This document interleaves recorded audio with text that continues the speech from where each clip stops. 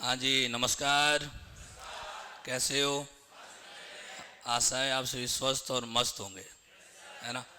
आज इस offline class में ऑनलाइन प्लेटफॉर्म पर कह सकते हो, आज हम आपसे एक ऐसे अभ्यर्थी से रूबरू करवाने जा रहे हैं जिनका हाल ही में रीट परीक्षा लेवल 1 में जिनका चयन हुआ है और बहुत अच्छे मार्क्स के साथ चयन हुआ है। वैसे यूँ देखा जाए ना तो रीट भर्ती परीक्षा में हमारे इस बार परिज्ञान क्लासेज में 700 प्लस विद्यार्थियों का चयन हुआ है और सबसे ज़्यादा रिकॉर्ड तोड़ जो चयन हुआ है वो हुआ है लेवल 1 में। इसके साथ एसएसटी साइंस मैथ्स के हिंदी के विद्यार्थी है जो हैं, लेकिन बीएसटीसी वाले जो विद्यार्थी हैं बड़े तरोताज़ा विद्यार्थी होते हैं, बड़े फ्रेशर्स होते हैं। उन विद्यार्थियों को पढ़ने का बड़ा जुनून होता है और उन विद्यार्थियों का चयन जो मैंने आपको 700 संख्या बताई है, ये विद्यार्थियों की मेहनत से और हमारी टीम की मेहनत की वजह से 700 प्लस चयनित विद्यार्थी केवल रीट लेवल 1 बोले तो लेवल फर्स्ट के जो विद्यार्थी हैं वो चयनित हुए हमारे राजस्थान में। और इस बार रिकॉर्ड ये भी है कि पूरे राजस्थान के अंदर लगभग 16 लाख अभ्यर्थी बैठे थे, उसमें से 26वीं रैंक है इस बार हमारे परिज्ञान के विद्यार्थी की आई है ना। बहुत बड़ी बात है, 16 लाख में से 26वीं रैंक ऑल राजस्थान के अंदर। तो आज हम वैसे विद्यार्थी मैंने कहा 700 प्लस चयनित हुए, सबको मंच पर नहीं लाया जा सकता, लेकिन आज कुछ ऐसे विद्यार्थी जिनको मंच पर लाना अनिवार्य क्यों होता है कि उनकी बड़ी संघर्ष बड़ी दास्ता होती है। तो कई विद्यार्थी ने बड़ी यूँ संघर्षों को देखकर हताश हो जाते हैं, एक दो प्रयास करते हैं, सफलता नहीं मिलती, लगता है सब कोई अपना रास्ता चेंज कर लेते हैं। तो उन विद्यार्थियों को इस प्लेटफॉर्म के माध्यम से उनको संबल प्रदान करवाने के लिए, उनको मोटिवेट करवाने के लिए ऐसे कई अभ्यर्थियों को मंच पर लाया जाता है जिनकी दास्ता बड़ी संघर्ष वाली होती है, बड़े प्रयास के होते हैं, बड़ी विकट परिस्थितियां होती हैं। उन परिस्थितियों का सामना करते हुए उनका हवाला कभी नहीं देते, उनका रोना कभी नहीं रोते हैं। उन परिस्थितियों का सामना करते हुए फिर भी कहते हैं सफलता रूपी मुकाम को हासिल कर लेते हैं। उसमें से एक हमारे विद्यार्थी है रमेश बिश्नोई, जिनका इस बार चयन हुआ है। तो लंबी चौड़ी बात मैं अपने मुँह से बताऊँ इससे बेहतर है, हम चाहते हैं भाई रमेश अभ्यर्थी जो स्वयं है वो खुद अपनी दास्ता बताए किस प्रकार इनका रीट लेवल 1 में चयन हुआ है। मैं फिर कह रहा हूँ 700 प्लस चयनित हुए हैं, लेकिन उन्हीं अभ्यर्थियों को मंच पर लाया जाता है जिनकी दास्ता थोड़ी संघर्ष वाली होती है, ताकि जो विद्यार्थी एक दो परीक्षा में असफल होने के बाद हताश हो जाते हैं, या फिर ऐसे अभ्यर्थी होते हैं जिनका कई बार ये होता है 12th करने के बाद थोड़ा 1-2 साल का गैप आ जाता है, तो वो सोचते हैं हमारा तो किताबों से संबंध ही नहीं रहा है, अब तो हमारी किताबों से बहुत ज़्यादा दूरियाँ बढ़ गई है। तो उन विद्यार्थियों को सीखने का आवश्यकता है कि साहब 1-2 वर्ष का चाहे गैप हो, चाहे 1-2 कोई असफलता होना, वो आपकी सफलता पर कभी हावी नहीं होती है ना। और मैं तो आपको हर दिन मोटिवेट करता हूँ और मैं आपको हर दिन कहता हूँ कि साहब एक असफलता कोई आपका मुकद्दर तय नहीं करती है, एक असफलता कोई आपका भाग्य तय नहीं करती है। और असफलता सीखने का सबसे बड़ा कह सकते हो पर्याय है, आपको सीखना चाहिए साहब कहाँ कमी रही, कितनी कमी रही, कैसे कमी रह गई जिस वजह से हम विद्यार्थी भाई असफल हुए हैं। और जो विद्यार्थी पॉइंट 25-30 से रहता है ना, उसे तो अपने आप को खुद को ही धन्यवाद देना चाहिए कि मैंने इतनी मेहनत की है, अब तो पॉइंट 25 की ही दूरी रही है। तो कभी भी अपने आप को डिमोलाइज नहीं समझे, हमेशा असफलताओं से सीखने की आवश्यकता है। तो अब ये मैं मंच, ये माइक्रोफोन देता हूँ भाई अभ्यर्थी हमारे रीट के जो सिलेक्शन में चयनित हुए हैं रमेश को, जो अपनी पूरी कहानी बताएंगे। मात्र 5-7 मिनट का समय लिया जाएगा, आगे आपकी क्लास भी है।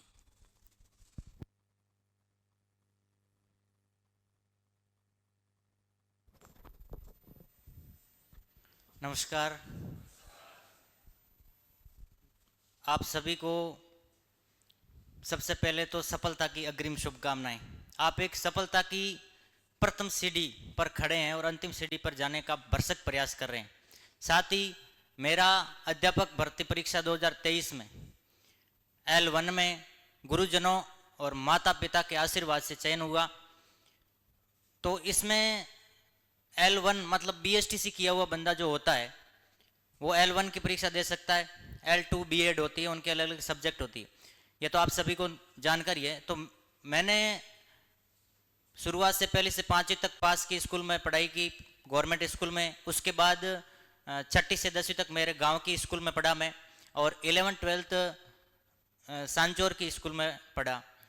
साइंस मैथ्स 11th-12th में थी और बीएससी फर्स्ट ईयर में फेल हो गया था। बीएससी बैचलर ऑफ साइंस होता साइंस कैटेगरी में, तो उसमें मैं फेल हो गया था।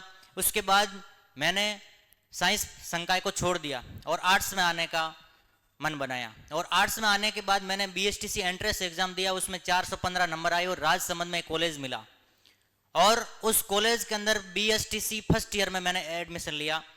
और 2016 में 12th, 17 में BSc फर्स्ट ईयर में फेल हो गया, 18 में एडमिशन लिया और BSTC फर्स्ट ईयर में एग्जाम फॉर्म नहीं भर पाने के कारण उसमें भी फेल हो गया।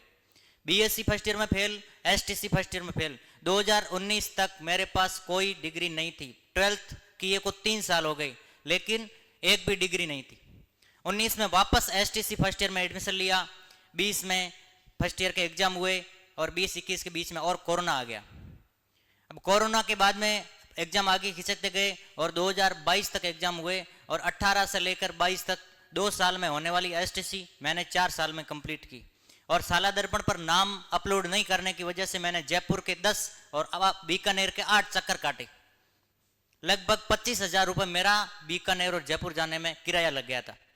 लेकिन उसके बाद घर वाले भी बोल दिया कि भाई तूने इतना कुछ असफल हो गया है तो पढ़ना छोड़ दे, काम पर लग जा।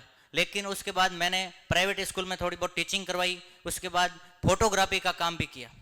फोटोग्राफी का जैसे बिश्नोई समाज में मई और जून में ज़्यादातर शादी समारोह होता है तो उसमें फोटोग्राफी का काम करता था और उसी पैसों के पास में उन पैसों को संजो के रखा। और माता पिता ने फिर मेरे को हौसला दिया।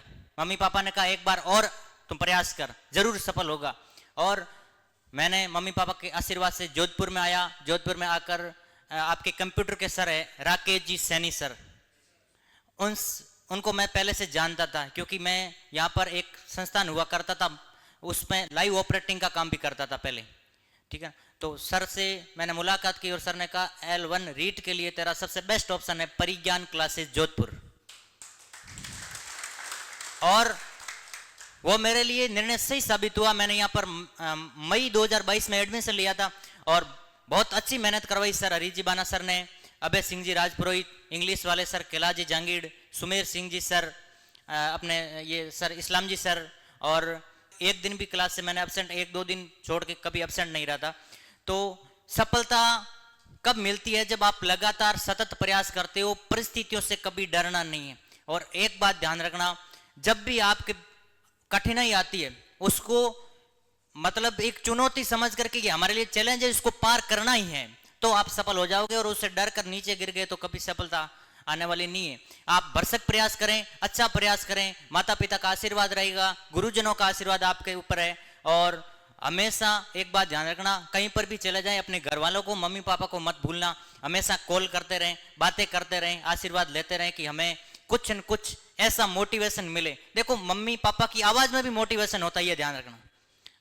मतलब ऐसी कुछ धारणाएं बन जाती कुछ लोगों की, दरकिनार कर लेते हैं घर वालों को कि मैं अपने आप लग जाऊंगा, ये कभी संभव नहीं होता। घर वालों का, बाकी वाले आस पड़ोस वाले तो आपको पता ही है कैसे होते हैं, ठीक है ना। तो मम्मी पापा और गुरुजन, 3 ही व्यक्ति ऐसे होते हैं जो अपनी सफलता पर खुश होते हैं, ये ध्यान रखना, ठीक है ना। तो मैं यही कहना चाहता हूं कि व्यक्ति के पास में समय और समझ 2 चीजें होती, एक तो समय होता है और दूसरी समझ होती।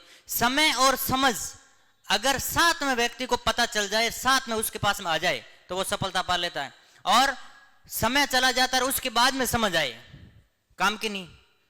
और पहले समय रहता है तब तक उसके अंदर समझ नहीं आती है तो भी काम करनी। समय और समझ का जब कॉम्बिनेशन व्यक्ति बना लेता है 100% सफल होता है। और एक बार फिर से परिज्ञान क्लासेस को मैं बहुत बहुत धन्यवाद देना चाहता हूं, जो इसने मेरे इस सफलता के अंदर बहुत अहम योगदान दिया, बहुत बड़ा योगदान दिया। इसी के साथ जय हिंद, जय भारत। Thank you sir.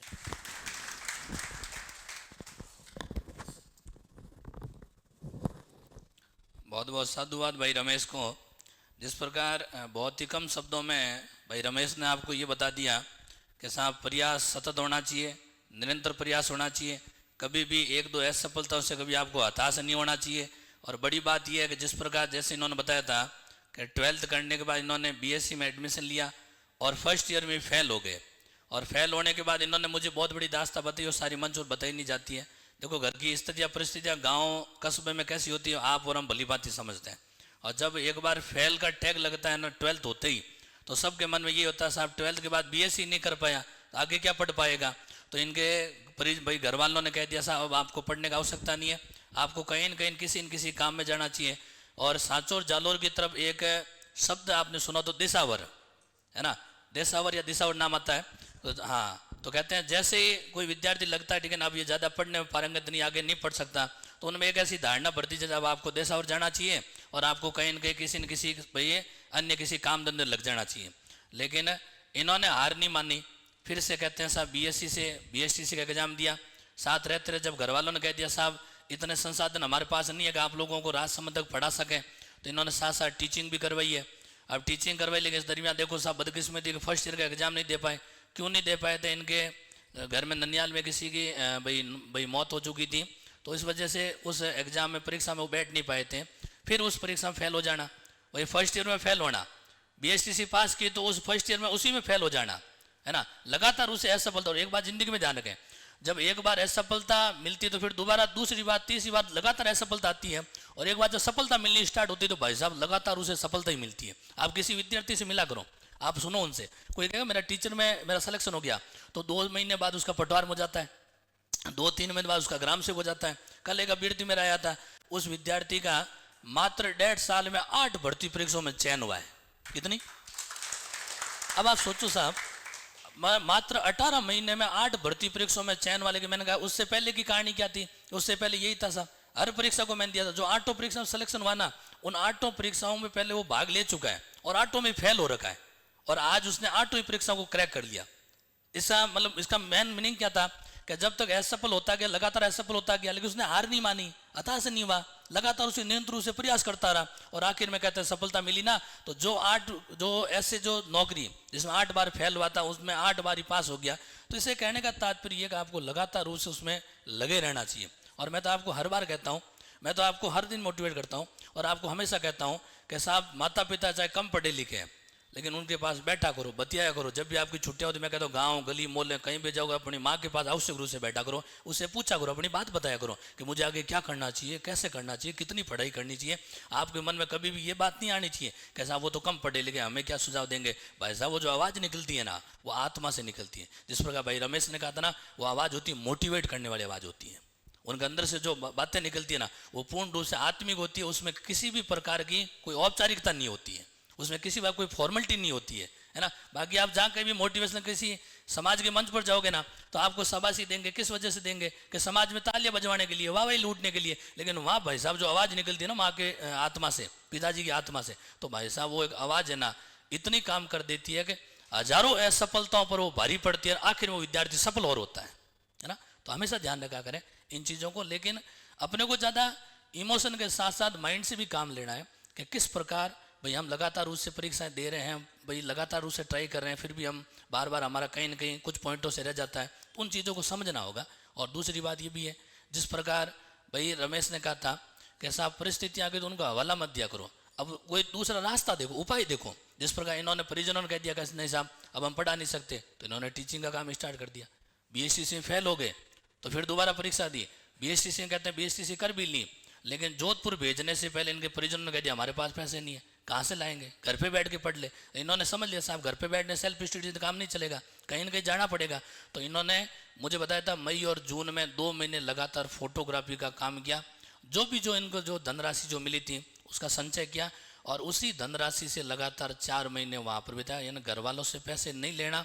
और पैसे नहीं लेने का मीन क्या था कि साहब उनकी स्थितियाँ होती है साहब, आप किसी को आप खुद समझते हैं, और कई जगह स्थिति आप में से कोई विद्यार्थी बैठे ब्याज बट्टे से लगकर पढ़ाते हैं, उनके मन में क्या होता है कि एन कैन प्रकार बस एक बार आपका कहीं ना कहीं सिलेक्शन हो जाए। तो उनकी दुआएं थी, लेकिन भाई ने साथ साथ मेहनत को जारी रखा और परिस्थितियों का हवाला नहीं दिया, और अपने जिस प्रकार से भाई एन कैन प्रकार जिस प्रकार जो परिस्थितियाँ रही थी उन सब परिस्थितियों का सामना किया, और आखिर में सफलता रूपी मुकाम पर पहुँचे। मैं दोबारा इस मंच के माध्यम से पूरे परिज्ञान परिवार की तरफ से भाई रमेश को बहुत बहुत बधाई शुभकामनाएं देता हूँ। और आप लोगों को भी आगे आने वाली जितनी भी जो परीक्षाएं हो रही है उस परीक्षा में सफल होने की आप सबको अग्रिम हार्दिक शुभकामनाएं शुभकामनाएं शुभकामनाएं। आरएस प्री में भी इनका चयन होते होते रहा, इनके 98 मार्क्स आ गए। मैंने कहा था ना सफलता जब मिलती है तो लगातार उसे मिलती है ना। तो आरएस प्रीलिम्स जो आपको पता है मेरिट रही थी 100 की, इस बार बहुत ज़्यादा रही थी, 98 मार्क्स आए हुए इनके, है ना। तो इसका मतलब ये है कि साहब मेहनत आपकी काम तो जरूर आती है। और मैं आपको हर दिन कहता हूँ कि प्यारे परीक्षार्थियों 70% सिलेबस एक जैसा होता है, 30% सिलेबस अलग होता है, लेकिन वो जो 30% वही मेरिट तय करता है। कभी ये मत सोचो कि साहब चलो 70% हमारा तो जीके पहले से या सिलेबस तैयार है, अब हमें ज़्यादा पढ़ने की आवश्यकता है। कारण क्या, जो आगे जो बकाया जो 30% है ना, वो आपकी मेरिट तय करता है। 70% तो वो सिलेबस होता है जो आपको लाखों से हजारों में लेकर आएगा, लेकिन आपका चयन तो सैकड़ों में आओगे तब होगा, और सैकड़ों में आने के लिए आपको जो 30% जो बकाया सिलेबस है ना, उस पर आप लोगों को विशेष ध्यान देना होता है। तो पुनः एक बार आप सभी को बधाइयाँ, शुभकामनाएं, बहुत बहुत धन्यवाद, साधुवाद।